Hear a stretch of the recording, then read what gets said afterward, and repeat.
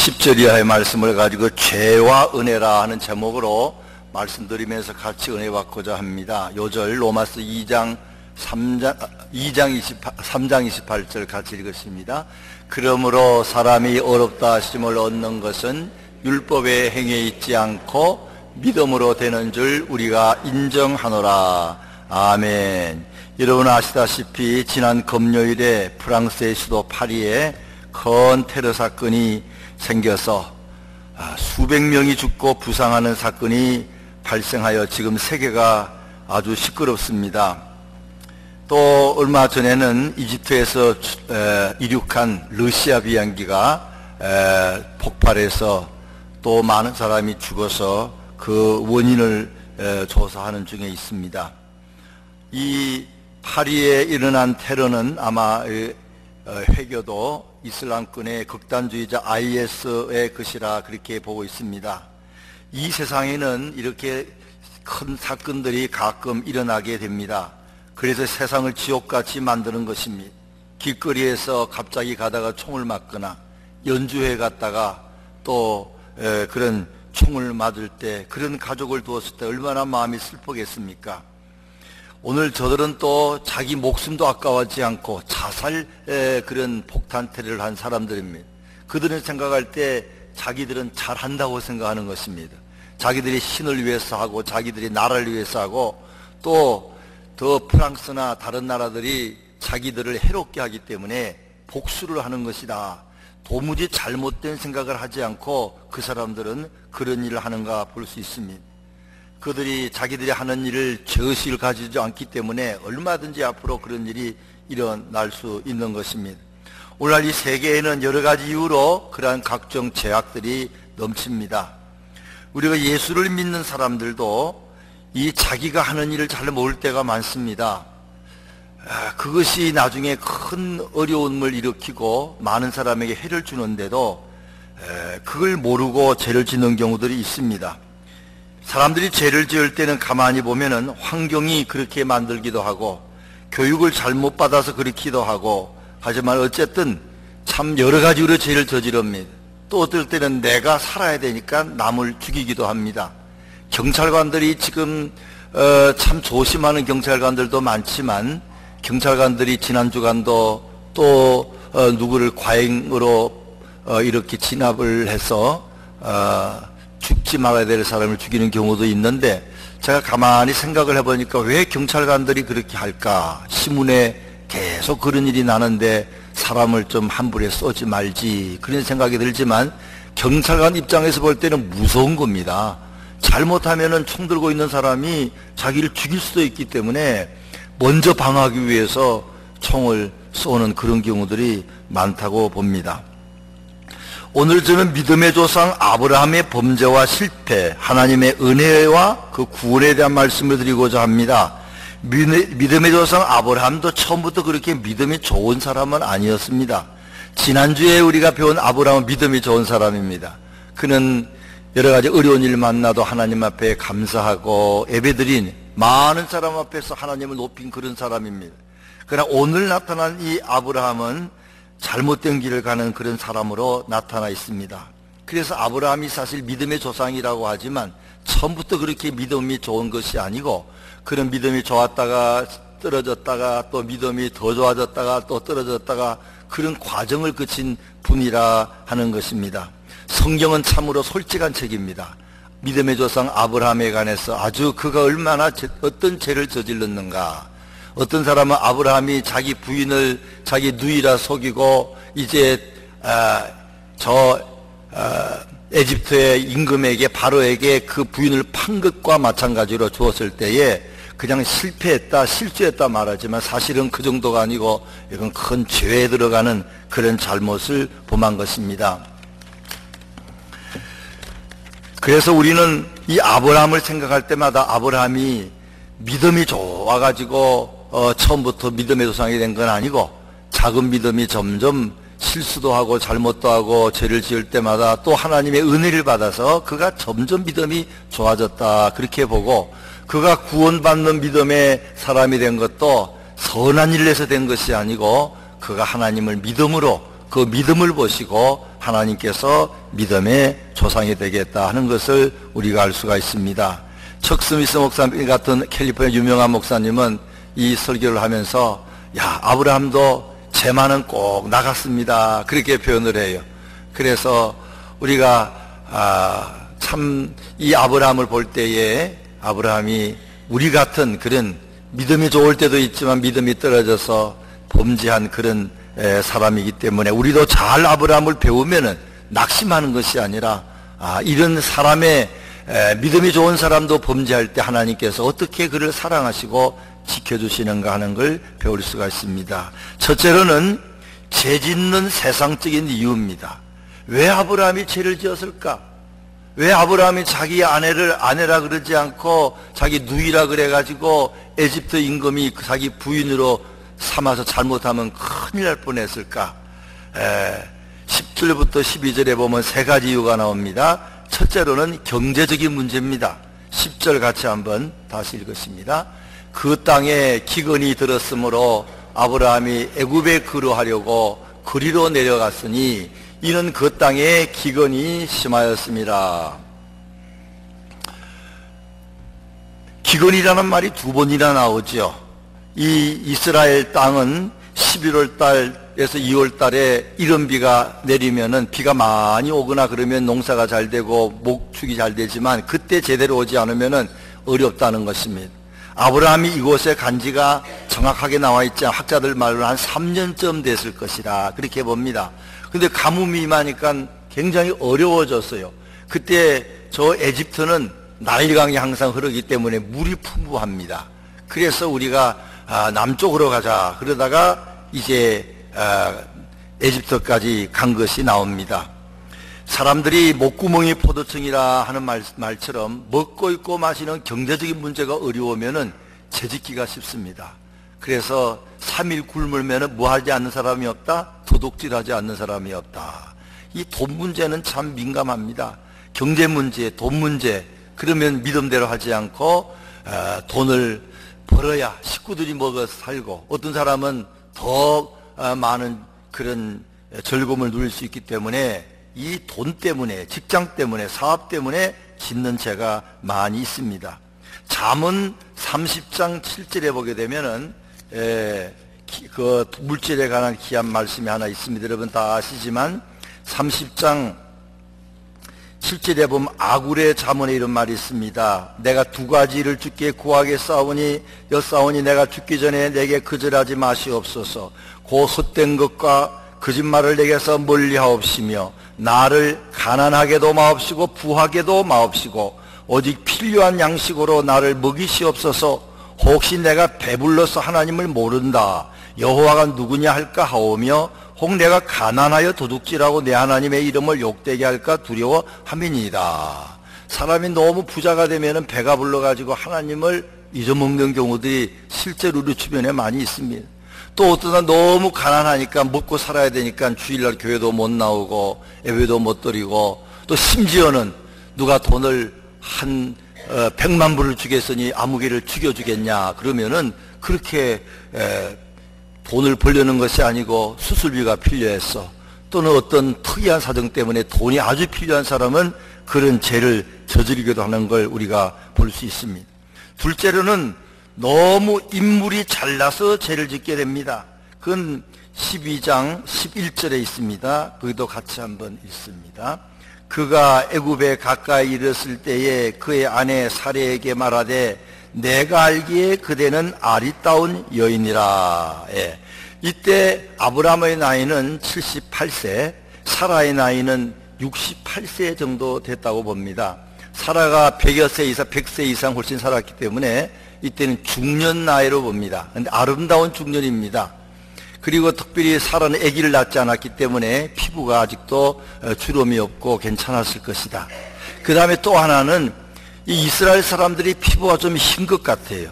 이번에 여행하면서 보니까 거기 팔레스타인 사람이나 그 지역 사람들과 그들도 시민권 갖고 있고 다 이스라엘 백성입니다. 근데 좀 달라요. 그래서 제가 안내하는 목사님께 유대인은 어떻게 구분합니까? 그러니까 피부가 좀 다르다는 거예요. 이 중동 사람들은 좀 까무잡잡합니다. 갈색입니다. 근데 유대인들은 크게 희어요. 남자도 굉장히 희고 여자도 희고. 그래서 이 갈색의 피부를 가진 에집트 사람들이 이 사라를 보니까 너무너무 미인으로 보였다. 피부가 하얗고 그러니까 나이는 이미 많은 나이였지만 굉장히 미인으로 봤다 하는 것입니다. 물론 아브라함의 눈에도 오늘 본문에 보게 되면 11절에 그가 애굽에 가까이 이르렀을 때 그의 아내 사라에게 말하되 내가 알기에 그대는 아리따운 여인이라. 이 아브라함 볼 때도 미인이고 그 다음에 바로의 고관들도 15절에 보면 바로의 고관들도 그를 보고 바로 앞에서 칭찬함으로 그 여인을 바로의 궁으로 이끌어들인지라. 바로의 고관들도 이 사라를 보니까 굉장한 미인입니다. 그래서 임금에게 소개했더니 임금이 보기에도 너무 아름다운 여인이니까 이제 물어보니까 또 사라가 아브라함의 부인이 아니고 동생이라고 하니까 그 동생을 자기 부인으로 후궁으로 삼았다 하는 것입니다. 사람이 인물이 너무 잘생기면 첫째는 자기가 교만해집니다. 나는 인물이 이뻐도 교만 안 해. 그런 사람 그렇게 많지 않습니다. 남들이 자꾸 칭찬하니까. 그래서 인물이 고운 사람은 특별기도 하지 않으면 저절로 교만합니다. 그 교만 때문에 대가를 치르게 됐지요. 근데 다른 사람이 또 인물이 좋은 사람을 유혹합니다. 그래서 가만두지 않고 죄 짓는 쪽으로 끌고 가기 때문에 남다른 인물이 이것이 죄의 근원이 될 수 있다 하는 것입니다. 인물뿐만 아닙니다. 남달리 돈이 많으면 죄 짓기 쉽습니다. 나는 안 지어도 남들이 죄 짓도록 자꾸 유혹을 합니다. 높은 자리에 앉아도 남다른 유혹을 많이 받습니다. 조금만 힘을 쓰면 엄청난 부를 누릴 수도 있고 엄청난 그런 다른 어떤 축복을 받을 수 있기 때문에 지위가 높아도 죄 지을 수 있는 유혹들이 많이 있습니다. 어쨌든 여기에는 이 사라가 이뻤기 때문에 그는 죄의 유혹을 받게 된 것입니다. 그 다음에 세 번째로는 사회 환경입니다. 12절 같이 읽습니다. 12절 같이 읽습니다. 애굽 사람이 그대를 볼 때에 이러기를 이는 그의 아내라 하여 나는 죽이고 그대는 살리리니. 옛날에 애굽의 모양이 중동이 다 그렇다는 것입니다. 요새 남편을 죽이고 아내를 빼앗아가는 그런 사람이 어디 있습니까? 정말 보기 드문 일이지만 당시에는 이쁜 부인을 데리고 다니는 사람이 있으면 목숨이 위험하다는 겁니다. 그래서 그걸 알고 있었기 때문에 또 애굽이라는 나라가 그런 나라이기 때문에 우리가 할 수 없이 먹고 살기 위해서 그 길은 가긴 가지만 그 나라는 더 심해서 내가 남편이라고 하면은 당신 때문에 날 죽인다. 그러니까 원래 당신이랑 나랑 이복 형제니까 그렇게 오빠와 동생이라고 하자. 그렇게 거짓말을 하게 된 것입니다. 나라가 안정되지 않는 곳에는 그런 위험들이 많습니다. 그 한의사로 사우디아라비아 황태자를 치료한 어떤 분의 글이 있어요. 기억이 얼른 안 나지만 아마 가시떨기인가 그런 책을 썼습니다. 그분은 모세가 이스라엘 백성들을 데리고 어느 길로 갔는가 그 길을 다 답사하면서 그런 책을 썼는데 그 책 속에 보면은 어떤 여행자 이야기가 나옵니다. 아직도 거기에는 베두인이 있습니다. 텐트를 치고 양을 치는 사람들인데 한 번은 이 베두인들은 여자가 귀합니다. 그래서 결혼하기 굉장히 어렵다는 것입니다. 근데 한 번은 어떤 여행자가 여행을 하다가 자기 부인을 잊어먹었어요. 그래서 부인을 찾지 못하고 몇 년을 그 근처에 헤매다가 어느 날 가는데 보니까 자기 부인이 차 위에 앉아서 갑니다. 그래서 막 손을 흔들어도 모릅니다. 그래서 나중에 물어 그 부인을 만났더니 그 부인이 베두인에게 납치가 됐습니다. 납치가 됐는데 도망갈 것 같으니까 바늘로 눈동자를 찔러가지고 장님을 만들었습니다. 도망 못 가게. 남편이 아무리 손을 흔들어도 모르는 거지요. 그래서 지금도 아마 베두인이 꼭 좋은 사람도 있겠지만 그런 사회적으로 남자를 죽이고 여자를 죽이고 빼앗고 하는 그런 일들 많이 있을 수 있습니다. 그런 곳에 거하게 되면은 웬만한 건 죄로 생각지 않습니다. 사회 환경이 그러니 그런 죄도 같이 지을 뿐만 아니라 그런 어려운 환경 속에서 거짓말해야 되고 아무 어려운 것이지요. 여행을 할 때에 요르단에서 암몬에서 이스라엘로 들어갈 때에 그 가이드 하는 사람이 작은 거짓말이지만 하라 그러더라고요. 그래서 앞으로 가면은 예루살렘 그쪽에 있을 것이고 팔레스타인 지역 그 같은 이스라엘이지만 그런 사람들은 가지 않을 것이고 뭐 그런 걸 갖다가 주문을 하더라고요. 그래서 할 수 없이 그렇게 그럼 하자고는 했지만 다음번에는 제가 그렇게 하지 않을 것이다 그랬습니다. 그 작은 거짓말이지만 어디서 잤다든지 어느 호텔에 잤다든지 그걸 유대인 지역이 아니고 그런 팔레스타인 지역의 장거에 관해서 그런 거 거짓말하게 되면 나중에 더 큰 거짓말로 사실은 빠질 수가 있는 것입니다. 이렇게 환경적인 영향에 의해서 거짓말하기 시작하게 되면 큰 문제가 생깁니다. 두 번째로는 죄짓는 영적인 이유입니다. 이런 눈에 보이는 외적인 이유도 있습니다. 그러나 문제는 영적인 이유 때문에 죄를 짓습니다. 세상에 아무리 그래도 환경이나 경제적으로 어려워도 우리가 남들보다 나은 복을 가지고 있어도 죄를 안 지을 수 있습니다. 그건 본인에게 달린 것입니다. 본인의 신앙이 똑바로 서 있게 되면은 아무리 어려워도 죄 안 지을 수 있는 길이 있습니다. 우리가 어려울 때 꼭 하나님께 물어보고, 하나님 너무 배가 고프고 가뭄을 얻습니다. 그러니까 저 애굽으로 이사를 가고자 합니다. 그게 잠시 우구하는 것, 오래 있지 않고 잠시 다녀오는 것이지만 하나님께 물어봐야 되는데 그는 묻지 않았습니다. 12장에 보면은 6절과 7절에 하나님께 예배를 드렸지만 이제 후반부에 가면 그가 예배를 안 드립니다.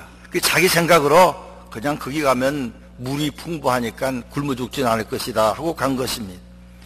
우리가 어려울 때에 예배를 드리거나 어려울 때 기도를 하게 되면 하나님의 인도함을 받습니다. 그런데 어려울 때 인도함 필요 없다고 기도도 안 하고 예배도 안 드리게 되면은 어떻게 됩니까? 그런 사람들은 자기의 머리대로 이제 길을 걸어갑니다. 내 생각에는 이게 좋을 것 같아 그럽니다. 기도 없고 하나님께 물어보지도 않으니까 무슨 생각이 떠오르는가 하면 그래 방법이 하나 있다. 거기 가면은 혹시나 내가 목숨 위험할지 모를 때에 원래 사라와 나는 이복 형제니까 거짓말 아닌 것 같은 거짓말 하자. 내가 오빠고 너는 동생이다. 그렇게 하자. 그렇게 한 것입니다. 그게 거짓말입니까? 아닙니까? 사실은 거짓말 아닐 수도 있죠. 그러나 그 배후에는 남을 속이고 하자는 마음이 든 것입니다. 아브라함의 아버지 데라가 이제 다른 부인이 하나 있었습니다. 거기서 난 사람이 사라입니다. 그래서 옛날에는 그런 가족 간에도 결혼을 했었기 때문에 결혼을 한 것입니다. 어떻게 보면 거짓말이 아닌 것 같지만 그 작은 거짓말이 나중에 큰 문제를 일으키게 되는 걸 모르는 것입니다. 우리는 신앙생활 때 중요한 것은 할 수 있는 대로 거짓말을 안 해야 될 것입니다. 아주 하얀 거짓말도 안 하도록 애를 써야 됩니다. 아멘도 없으신 거 보니까 나는 하겠다 그런 생각. 할 수 있으면은 거짓말이 자꾸 불어나서 남들은 다 아는데 자기는 남들이 모르겠거니 생각합니다. 거짓말 하나 하면은 새끼 칩니다. 한 마리가 거짓말 하나가 3개 낳고 3개가 15개 낳고 점점 거짓말을 이렇게 막아야 되니까 얼마나 커지는지 모릅니다. 뭐 그런 거 많죠. 혹시나 이민 올 때 나이 속이는 거 많습니다. 그런 건 뭐 혹시 봐줄 수 있다 할지라도 하여튼 이거 저거 아무것도 아닌 거 가지고 자꾸 거짓말하면은 그 다음에 인격에 문제가 생깁니다. 우리 믿는 사람들은 어찌하든지 거짓말하지 않는 삶을 사는 저와 여러분 되시기를 주의 이름으로 부탁드립니다. 세 번째는 제 결과입니다. 그렇게 작은 거짓말을 한 것 같은데 결과는 엄청납니다. 이게 15절부터 19절까지 있는 것입니다. 먼저는 남을 죄짓게 만듭니다. 15절에 바로의 고관들도 그를 보고 바로 앞에서 칭찬함으로 그 여인을 바로의 궁으로 이끌어들인지라.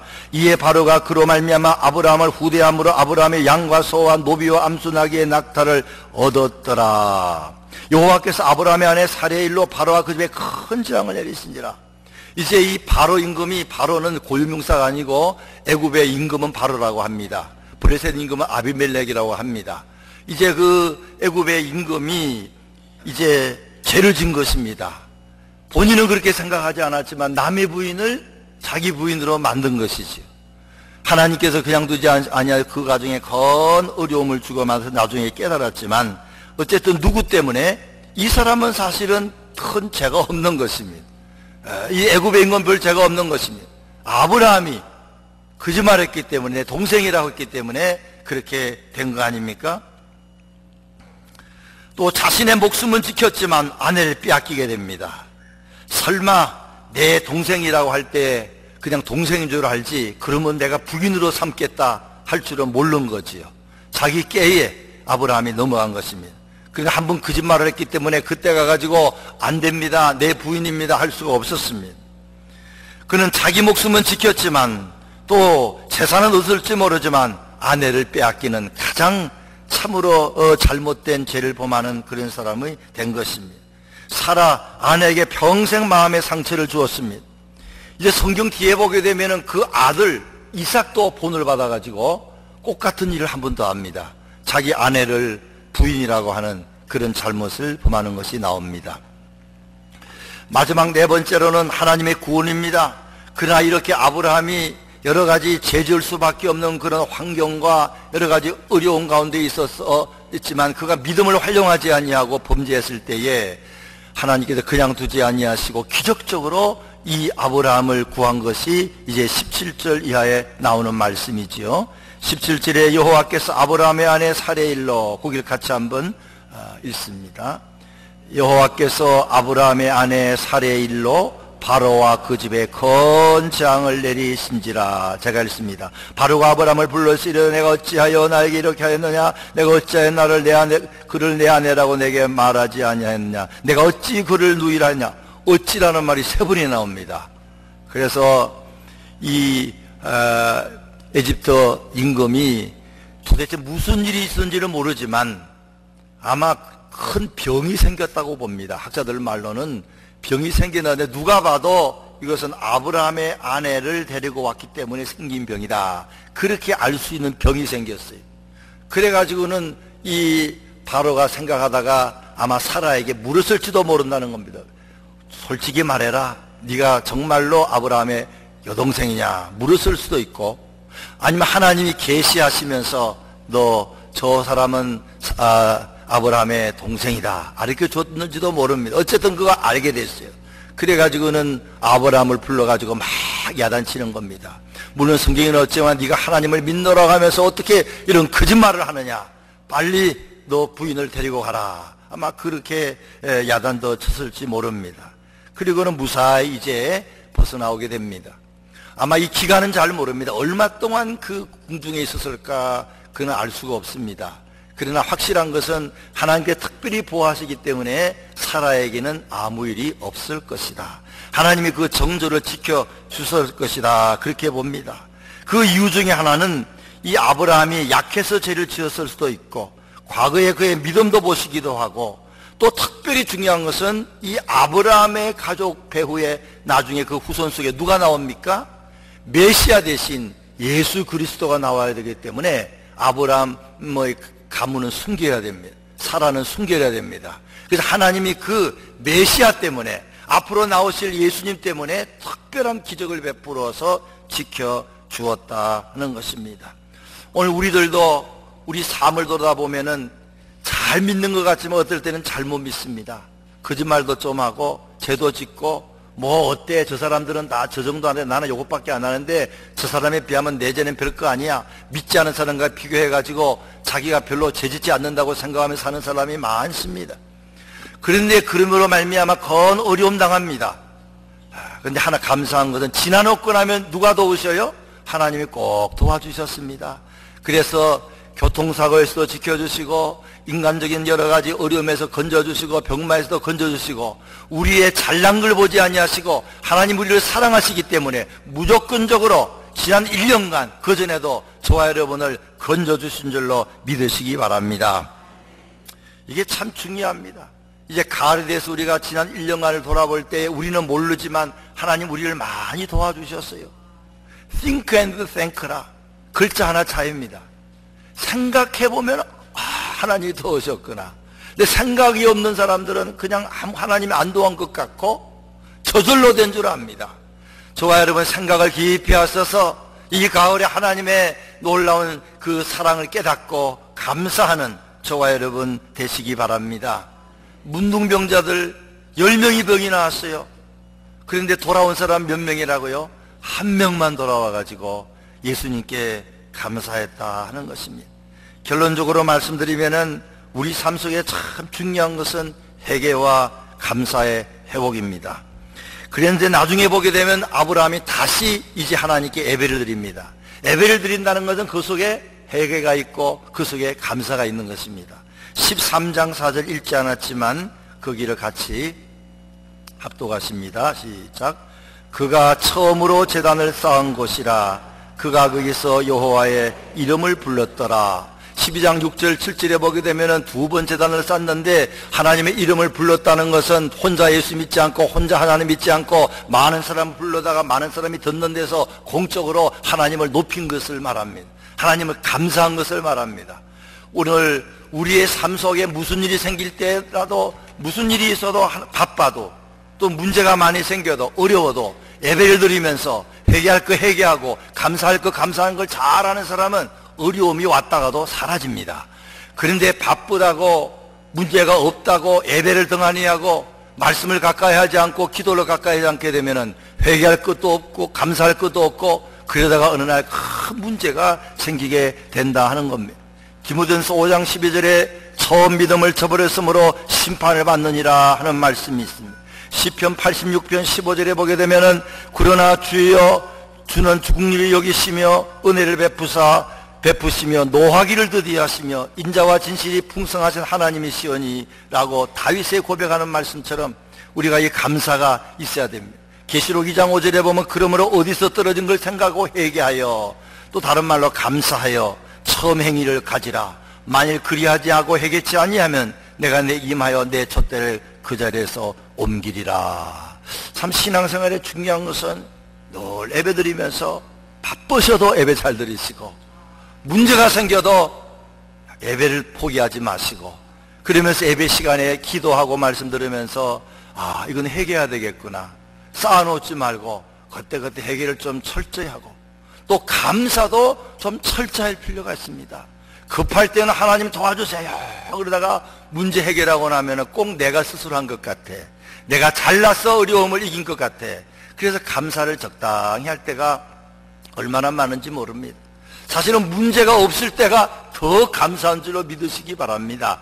문제가 있고 나서 문제가 해결된 것도 감사하지만 혹시나 아무 문제가 없습니까? 더 감사하는 저와 여러분 되시기 바랍니다. 이게 얼마나 중요한지요. 한 가지 말씀만 드리고 마칩니다. 1, 2년 전에 부산에서 부산 영화제를 했는데 그 영화 이름이 더 테너라는 영화를 이렇게 상영을 했다고 합니다. 많은 사람이 그 영화를 보고 다 일어나서 박수하고 그렇게 참 환영한 그 영화인데 거기에 나오는 주인공은 성악가 배재철이라는 분입니다. 실화를 담은 이야기라고 합니다.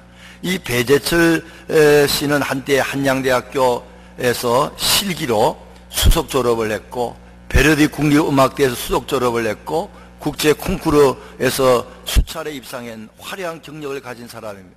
소문이 나기를 오페라 역사상 100년에 한 번 나올까 말까 한 목소리다 그렇게 찬사를 보냈다는 겁니다. 그런데 그가 하나님을 잘 믿던 사람이 주님을 멀리하기 시작했다고 합니다. 아마 성가대도 한 것 같아요. 근데 바빠지니까 성가대도 안 하고 성가대 여러분 늘 하시기 바랍니다.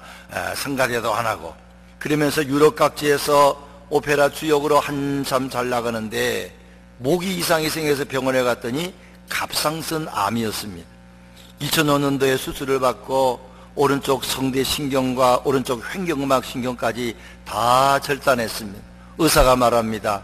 당신은 다시 노래할 수가 없습니다. 그랬다는 것입니다. 그때 그는 마음에 깨달았습니다. 아, 내가 하나님을 멀리 떠났구나. 모든 것이 잘 된다고 예배도 안 드리고 봉사도 안 하고 그렇게 살았구나. 그리고 나서 회개하면서 기도했다는 겁니다. 하나님 한 번만 다시 기적이 일어나서 회복시켜 주시면은 내가 이 목소리를 가지고 주를 위해서 살겠습니다. 기도를 했다는. 그랬더니 하나님이 도우신 일이 생겼어요. 2006년도에 이분을 사랑하는 그 일본 사람이 특별히 이분을 도와주기 시작했습니다. 일본인 매니저 와지마 토다로라는 사람이 일본 팬들과 함께 돈을 모아가지고 그 성대 복원 수술을 했습니다. 근데 하나님이 도와주셔서 기적적으로 잘 되고 이제 그가 수술 끝나고 나서 부른 노래가 주 하나님 지으신 모든 세계, 그를 부르겠다는 거예요. 그러면서 2년간 이 재활 치료를 하는데 간절하게 하나님 내 목소리 다시 잘 회복시켜 주시면은 내가 주님을 위해서 내 모든 걸 드리겠습니다. 내 목소리 드리겠습니다. 기도했더니 그 모든 목소리가 회복될 뿐만 아니라 너무너무 아름다운 목소리로 하나님께 영광을 돌리게 됐다 하는 것입니다. 그는 이걸 통해서 참 내가 이렇게 아름다운 목소리를 가진 것 하나님 주신 달란트구나. 이거 날 위해 쓰라는 것이 아니고 내 이름을 위해 쓰라는 것이 아니라 주를 위해서 쓰라고 하는 걸 내가 이제는 몰랐는데 이제는 깨닫고 앞으로는 주님의 이름을 위해서 내가 쓸 것이다. 그렇게 말하면서 이제 그의 삶을 살게 된 그런 내용입니다. 오늘 말씀 정리하고 마칩니다. 우리들이 살아가면서 알게 모르게 죄를 짓게 됩니다. 죄 이유가 있지요. 많은 이유가 돈 때문입니다. 먹고 살기 어렵고 또 돈이 너무 많아서도 죄 짓습니다.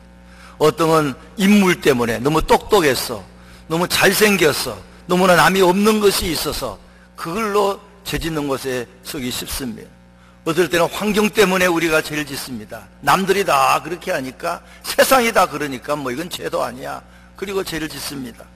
그러나 더 큰 이유는 영적으로 우리가 깨어있지 않아서 그렇습니다. 무슨 일이든 기도하고 하고 무슨 일이든 말씀에 의지해서 하고 말씀의 거울을 보고 예배드리면서 하나님 뜻을 물어서 해야 되는데 그렇지 않으니까 세상에 휩쓸려 간 가장 큰 이유는 영적으로 하나님께 물어보지 않고 마음대로 했기 때문에 그런 것입니다. 사람을 더 무서워하고 하나님보다도 사람을 더 무서워하고 또 자기의 머리를 더 의지했을 때에 그에게 그 문제가 생기고 거짓말하기 시작하는 것입니다. 입에서 거짓말 나오기 시작하게 되면은 아주 영적으로 그 문제가 있습니다. 할 수 있는 대로 거짓말이 없어야 될 것입니다. 그 결과는 엄청난 겁니다. 한 번의 거짓말로 그 운명이 바뀌고 멸망하는 그런 일이 있을 수 있습니다. 그러나 감사한 것은 우리의 연약함과 우리의 죄에 불구하고 하나님께서 아브라함을 무조건적으로 구해주신 것처럼 저와 여러분을 과거에도 구해주셨고 앞으로도 구해줄 줄로 믿습니다. 구해주셨을 때, 축복하실 때 감사하시고 혹이나 범죄했을 때 회개도 철저히 하셔서 하나님께 아브라함처럼 시작은 비록 작은 믿음으로 시작했지만 나중은 창대한 믿음 갖는 저와 여러분 되시기를 주의 이름으로 부탁드립니다.